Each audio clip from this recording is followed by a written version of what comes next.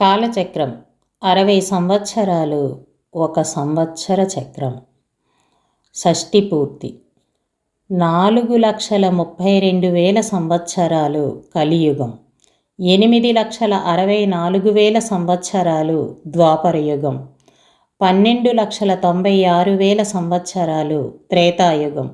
17,28,000 సంవత్సరాలు కృతయుగం. మొత్తం 43,20,000 సంవత్సరాలు ఒక మహాయుగం. 71 మహాయుగాలు ఒక మన్వంతరం. 14 మన్వంతరాలు ఒక కల్పం. 2 కల్పాలు బ్రహ్మకి ఒక్క రోజు. 2,000 కల్పాలు బ్రహ్మ ఆయుష్షు.